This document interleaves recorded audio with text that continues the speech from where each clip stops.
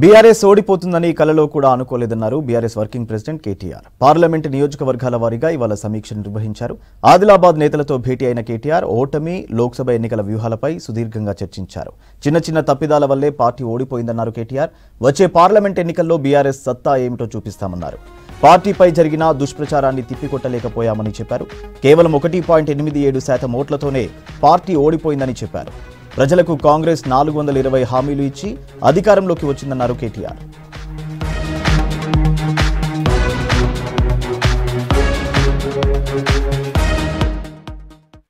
భారతదేశంలోనే అత్యధికంగా ప్రభుత్వ ఉద్యోగులకు జీతాలు ఇచ్చి ఆ విషయాన్ని కూడా వాళ్ళలో రిజిస్టర్ చేయడంలో చిన్న లోటుపాట్లుంటే వాటిని కూడా సరిగ్గా మనం అడ్రస్ చేయలేకపోయినామనే మాటని, ఇక తర్వాత సహజంగా ఇంకా కొన్ని ఇతర అంశాలు కూడా పార్టీ సంస్థాగత నిర్మాణం గురించి కూడా వారు చెప్పారు. అయితే వారు చెప్పిన అల్టిమేట్ పాయింట్ ఏమిటిది అంటే, తెలంగాణలో అభివృద్ధి జరిగింది అనే విషయంలో ఎలాంటి రెండో అభిప్రాయం ప్రజల్లో లేదు, పార్టీ కార్యకర్తల్లో లేదు. కానీ చిన్న లోపాలు సవరించుకుంటే బాగుండేదేమో అనే మాటను వారు చెప్పడం జరిగింది. దాంతోపాటు ఇంకొక మాట కూడా వారు చెప్పినారు. ఆల్రెడీ కేసీఆర్ గారు ముఖ్యమంత్రిగా లేరు అనే మాట చాలామంది ఇవాళ ఇతర పార్టీలకు ఓటేసిన వాళ్ళని కూడా, కాంగ్రెస్ బీజేపీలకు ఓటేసిన వాళ్ళ ప్రజల్లో కూడా ఒక రకమైన దానివల్ల అయ్యో ఇట్లా జరుగుతుంది అనుకోలేదు, మేము మా దగ్గర ఉండే లోకల్ అభ్యర్థి మీదనో ఇంకోరి మీదనో కొంత వ్యతిరేకతతో ఓటేసినాం, కానీ కేసీఆర్ గారు ముఖ్యమంత్రిగా లేరు అనే మాటని జీర్ణించుకోలేకపోతున్నారనే మాట కూడా మా నాయకులు కార్యకర్తలు ఈరోజు అందరూ కూడా చెప్పడం జరిగింది. అందువల్లే ఇవాళ ఇంకొక మాట కూడా విశ్లేషించుకున్నాము.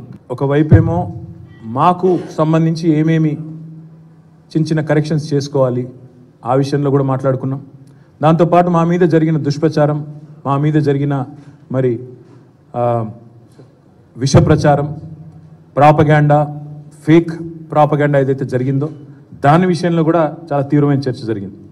దాంతోపాటు ఇవాళ వచ్చిన ప్రతి కార్యకర్తకి ఈ పుస్తకం కూడా అందజేసినాం. కాంగ్రెస్ పార్టీ ఇచ్చింది మొన్న ఎన్నికల్లో 1-2 కాదు, సరిగ్గా 420 వాగ్దానాలు తెలంగాణ ప్రజలకు వాళ్ళు ఇచ్చింది, 420 హామీలు.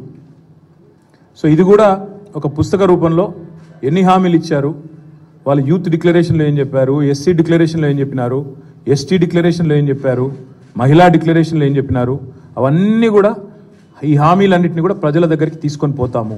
6 గ్యారంటీలే కాదు, 420 హామీలు ఇచ్చి ఏ రకంగా ప్రజలను మరి ఒక రకమైన వాతావరణ నిర్మాణం చేసి, ఒక రకమైన మరి లేని వాతావరణాన్ని, కృత్రిమమైన ఒక అనుకూలతను సానుకూలతను సృష్టించుకొని పోయినారో దాన్ని కూడా తప్పకుండా మరి ప్రజల దగ్గరికి తీసుకొని పోవాలి. కాబట్టి ఇది అందరికీ కూడా, మా కార్యకర్తలకి ఇది ఇంటింటికి చేరే విధంగా ఈ పుస్తకాన్ని కూడా తీసుకొని పోతాం.